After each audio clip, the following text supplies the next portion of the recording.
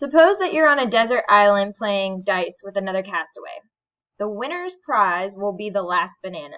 Here are the rules of the game. Each player rolls a die. If the largest value shown is 1, 2, 3, or 4, then player 1 wins. If the largest value shown is 5 or 6, then player 2 wins. Who do you think has an advantage in this game, player 1 or player 2? Make your best guess and explain your choice. So take a moment. I want you to think to yourself, who has a better advantage, player 1 or player 2, or neither? Make your best guess and then explain why. So take a second, write that down on your paper. All right, so we're going to play the game 20 times with your partner and record the winner of each game by tallying the table below. Okay, so one person is going to be player 1, and then the other person is going to be player 2, and then we're going to tally up how they do.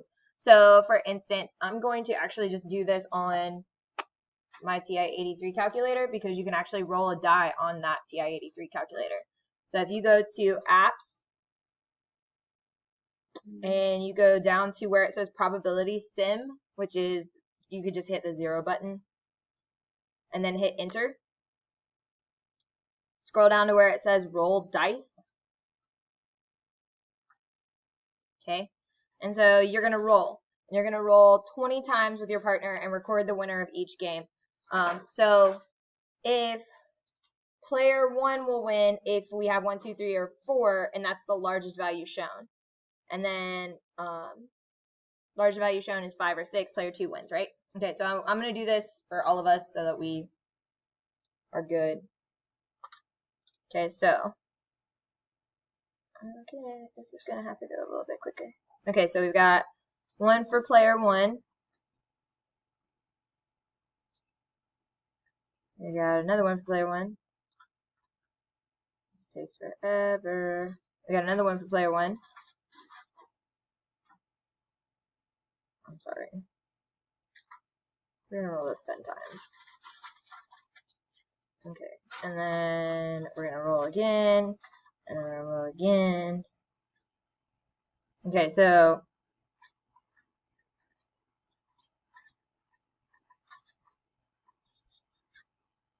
one, 2,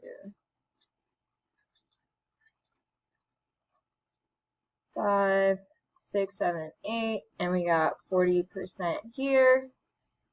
And 1, 2, 3, 5, 1, 2, 3, 4, 5, 1, 2. We got 60% here. Okay, so down at the bottom it says percentage of wins. Okay, so you take 8 out of the 20, and then you take 12 out of the 20. Okay, so how many times did player 1 win? 8. How many times did player 2 win? 12. Write this as a proportion. Remember, proportions are going to be in that decimal form. Okay, so if it asks for a proportion, it wants it in decimal form. If it asks for a percentage, obviously you're going to put it in a percent form, right? Okay. So who won more often? Maybe this was only true for your group, but let's see how the rest of the class did. Write the number of wins for player 1 in the table on the board. So you're going to actually do this on your own. Okay, so I want you to run that simulation, and then we're going to post the results in the chat. So again, you can either do this on your calculator, or there is random.org that rolls a die, and you can roll it 20 times, and you can see the number of wins. It's the same one that we used yesterday. So I want you to take a moment. I want you to do it individually, okay? And then we're going to calculate it and then go from there. So take 1 minute. So out of our total data, which was that 120, because there were 6 of us that had data, right? And we did 20 times 6, which is going to give us that 120. How many total wins did P1 have, or player 1 have? So we're going to take 15 plus 14 plus 12 plus 11 plus 13 plus 6. And that's going to give us 81 out of that 120.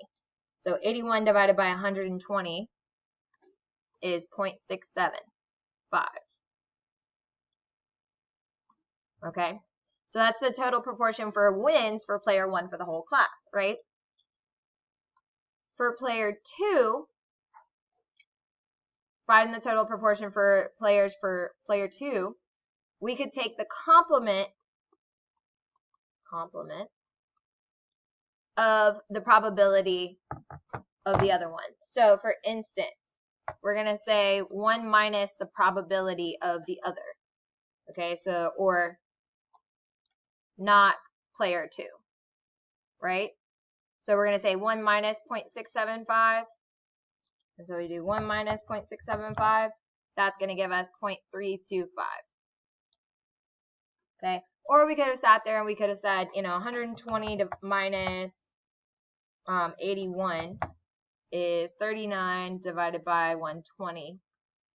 But saying the complement is not of something. Okay? Cool. All right, so to determine the true probability of player 1 winning, we should list out all possible rolls that we could get. Complete the table to show all possible rolls. So for instance, we could roll a 1, right? And another 1.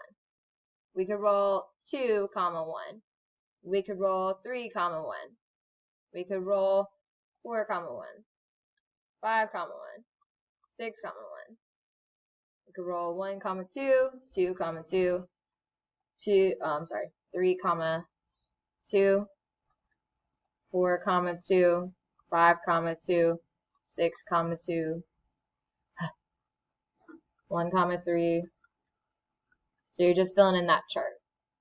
All right, so somebody asked a good question. So why are there 2 numbers? So remember, at the beginning, they told us that we're rolling 2 die. Some of y'all use just 1 die. That's okay for this one, but make sure that you're paying attention to the instructions up at the top. So use your table to find the probability of player 1 winning. Okay, so player 1 wins if it's a number 1 through 4, and that number is bigger than the other number. Okay, so for instance, if player 1 rolls anything in column 1, right? Except for the 5 and 6, right? And then anything that's in, it doesn't say anything about tying though, because that's not really a win, right? 3, 2 beats it. 4, 2 beats it.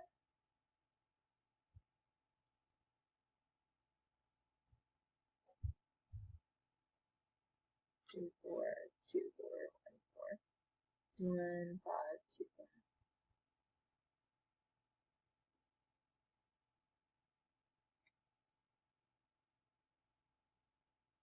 Oh, I switched these numbers. Crap. So this would win.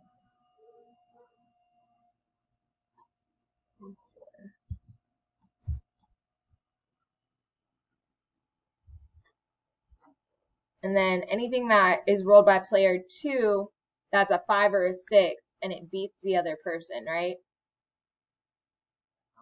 The largest value shown is a 5 or a 6, and player 2 wins. Largest value shown. Oh, I'm sorry. So if 4 is the biggest number, then they're going to win. They're going to win. They're going to win.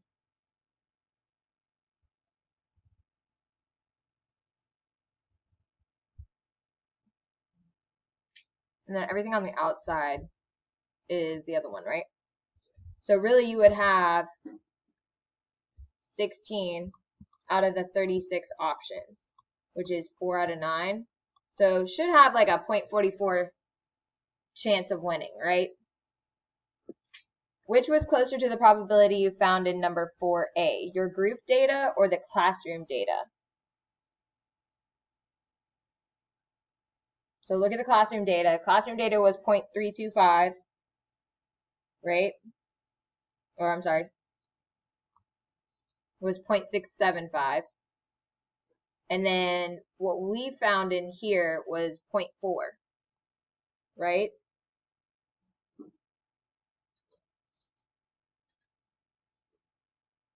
So which one was more true?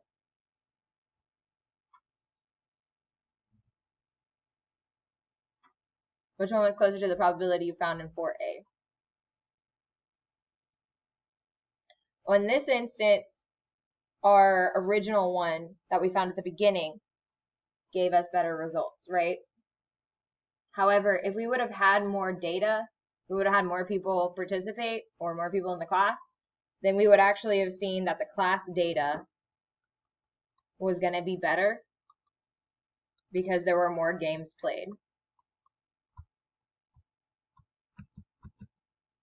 Okay, and so this is kind of like an anomaly in the sense of we didn't have enough data, so it's okay. But remember how yesterday we talked about the law of large numbers? So the more things that we have happen, the closer it is going to be to its true value. So it should have been the class data. However, we didn't see that happen because there was 6 of us, right? Okay. One thing I want to mention up at the top, so when we were trying to find the total proportion for the whole class, this was talking about, let me get rid of this. This was talking about experimental probabilities. Okay, and that's where we set up an experiment and actually run it. All right, theoretical probability was the one that we actually found based off of what we should have seen. Okay, so there's theoretical and then there's experimental. I kind of think of it as calculated versus like actual. So some of the big ideas that you need are the probability model, which lists out all possible outcomes and probabilities. You must add 1, add to 1, and each probability is between 0 and 1. Okay, and we also talked about something called the complement, which is the probability of something not happening.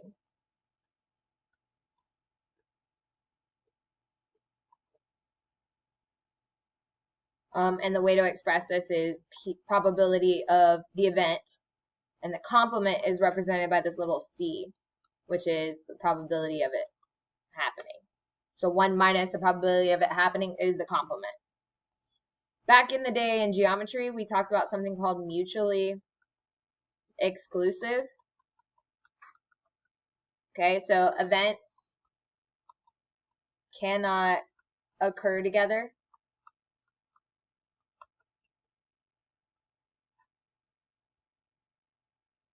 And then the general addition rule